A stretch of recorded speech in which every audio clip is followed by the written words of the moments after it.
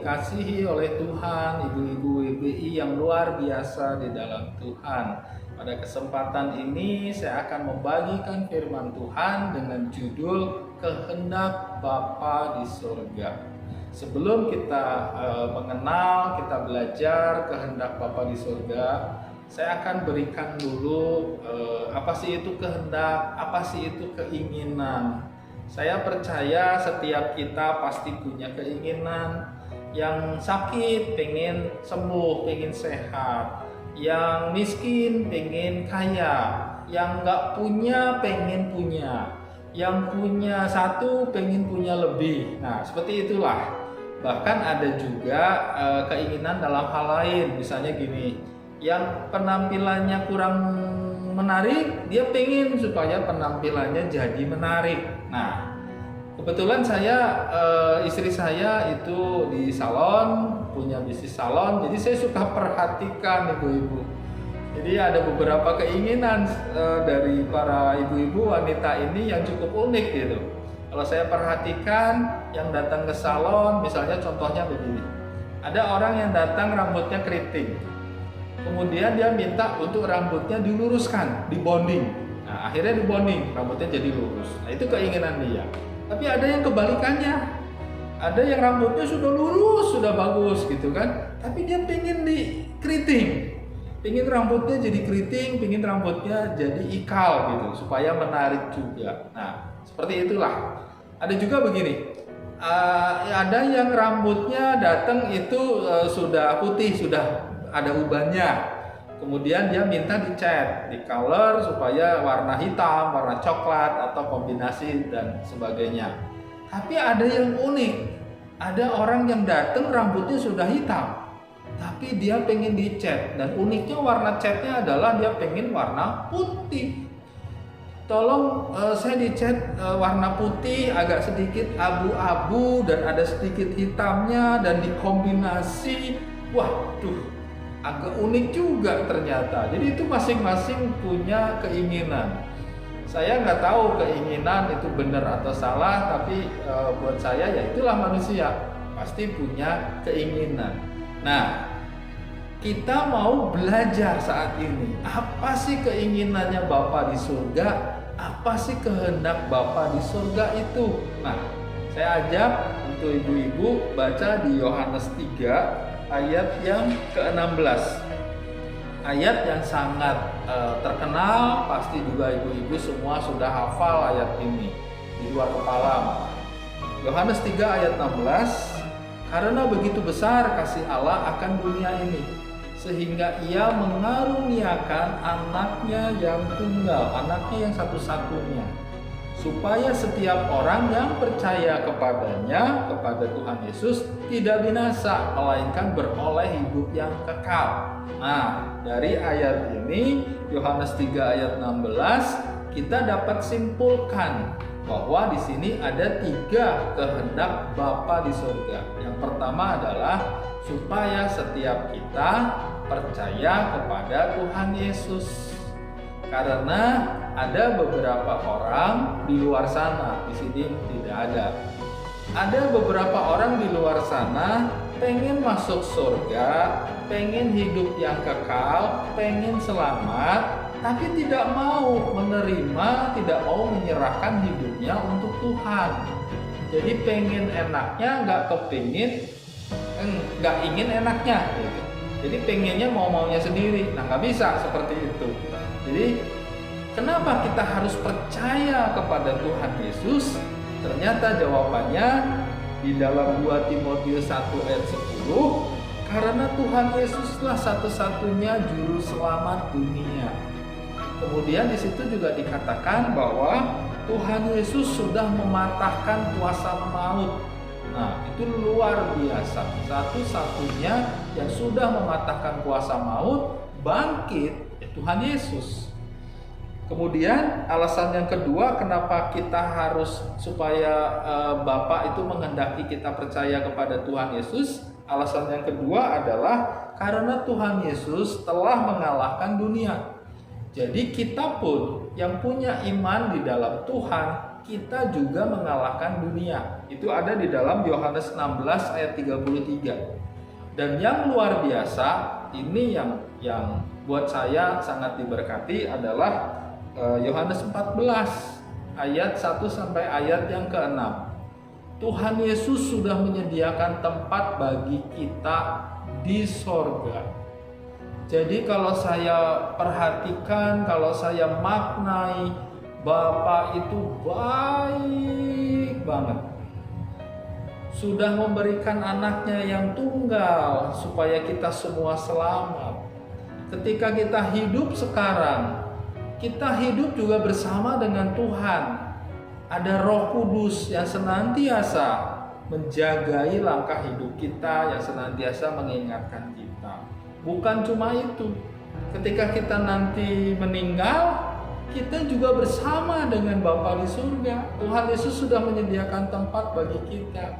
Nah itu buat saya, itu Bapa itu baik banget. Dari awal sampai akhir itu sangat baik.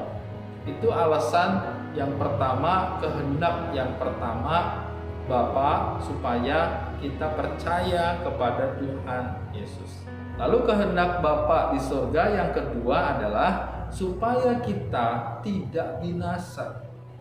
Di dalam Matius 10 ayat 28, tubuh dan jiwa kita itu bisa binasa di dalam api neraka.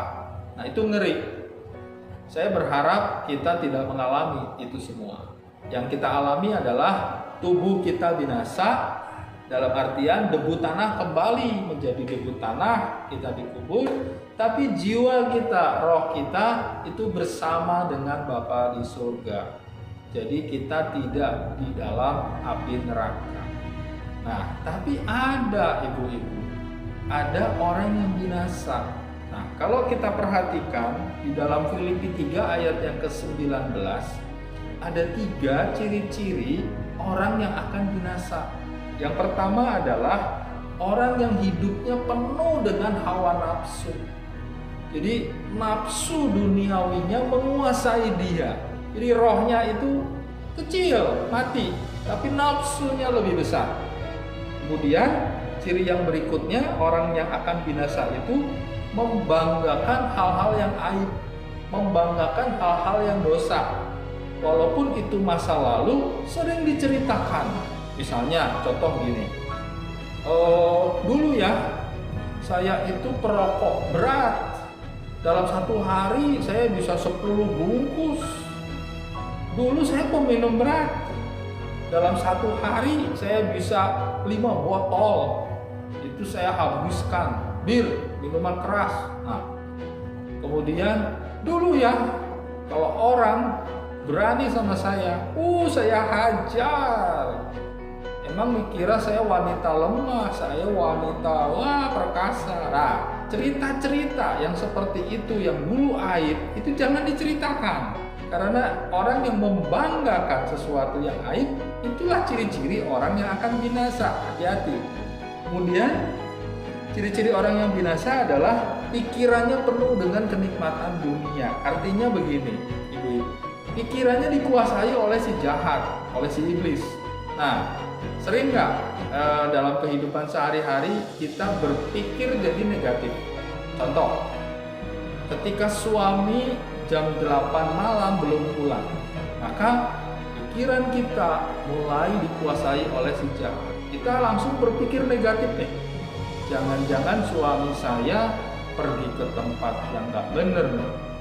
Jangan-jangan suami saya bersama wanita lain nih. Awas nih. Karena berpikir seperti itu, jadi perasaannya jadi terganggu. Stres, gelisah, terus marah, kemudian segala macam. Segala perasaan yang tidak baik itu menguasai. Jadi pikirannya sudah negatif, perasaannya jadi tidak baik. Akhirnya timbul keinginan yang tidak baik. Wah, ini suami saya nanti begitu pulang, awas ya. Nah, itulah mulai timbul keinginan yang tidak baik. Padahal suaminya itu mencari nafkah sampai jam 8 malam di luar, mungkin belum makan, mungkin kedinginan di luar. Nah, seperti itulah kadang-kadang yang bikin kita jadi salah paham karena pikiran kita dikuasai oleh si jahat. Nah, itu 3 ciri orang-orang yang akan binasa. Kita nggak boleh lakukan itu. Kita harus berpikir yang baik, berpikir yang benar. Oke, kita lanjut kehendak yang ketiga, Ibu-ibu. Kehendak yang ketiga adalah Bapa di sorga menghendaki supaya kita memperoleh hidup yang kekal. Nah, apa sih itu hidup yang kekal? Banyak orang mengatakan bahwa hidup yang kekal itu hidup bersama dengan Bapa di sorga nanti. Itu memang benar, teman-teman, ibu-ibu. Itu memang benar. Hidup yang kekal itu ya hidup bersama dengan Bapa di surga. Tapi saya dapatkan ada pengertian yang lain. Di dalam Yohanes 8 ayat 34 sampai 36, hidup yang kekal itu adalah hidup merdeka dari dosa. Jadi dosa itu sudah tidak bisa menguasai kita lagi. Kalau dulu kita dikuasai, kita dibelenggu oleh dosa, kita nggak bisa melakukan sesuatu yang benar. Dan hidup yang kekal itu adalah kita sudah bisa patahkan belenggu dosa. Kita sudah bisa hidup benar. Nah, itu hidup yang kekal. Kemudian pengertian yang lain, hidup yang kekal itu di Yohanes 17 ayat ketiga, hidup yang kekal itu hidup yang mengenal Tuhan Yesus dengan benar. Hidup mengenal Tuhan dengan benar. Jangan sampai terjadi seperti kisah di dalam Perjanjian Lama, di mana bangsa Israel minta Harun untuk membuat patung untuk disembah sebagai Tuhan. Harun membuatnya, bukan patung Allah. Tapi kita semua tahu yang dibentuk oleh Harun itu patung lembu emas. Kok jadi sapi gitu? Nah, itu pengenalan akan Tuhan yang tidak benar. Terus gimana caranya supaya kita bisa mengenal Tuhan kita dengan benar? Baca firman Tuhan setiap hari. Disitulah kita akan mengenal Tuhan dengan benar. Jangan jemu-jemu, jangan bosan, terus baca firman Tuhan. Iman kita timbul akan pendengaran akan firman Tuhan. Kalau tidak ada yang menyampaikan firman Tuhan, berarti kita baca sendiri itu firman. Alkitab kita baca supaya kita dengar, baru iman itu akan timbul. Nah, yang terakhir adalah hidup yang kekal itu di dalam Roma 6 ayat 23. Ini juga memberkati saya luar biasa. Ternyata hidup yang kekal itu hidup di dalam Kristus. Kita dan Kristus itu satu. Jadi Roh Kudus ada di dalam hidup kita, itu udah hidup yang kekal. Jadi artinya Tuhan hidup bersama dengan kita baik sekarang maupun selama-lamanya. Itulah hidup yang kekal. Nah, jadi ada 3 hal yang tadi saya sudah sampaikan. Kehendak Bapa di sorga itu adalah supaya kita percaya kepada Tuhan Yesus. Kemudian yang kedua, supaya kita tidak binasa. Dan yang ketiga adalah supaya kita memperoleh hidup yang kekal, baik sekarang masih hidup ini maupun selama-lamanya. Kita hidup kekal bersama dengan Tuhan Yesus. Saya percaya ibu-ibu semua ketika sudah mendengarkan firman ini, ibu-ibu bisa merenungkan, sebetulnya sudah bisa merenungkan, sudah bisa introspeksi diri, sudah bisa mengevaluasi diri. Apakah saya bisa hidup kekal bersama dengan Bapa di surga? Sebetulnya kita sudah bisa evaluasi loh. Apakah Tuhan Yesus ada di dalam hidup kita?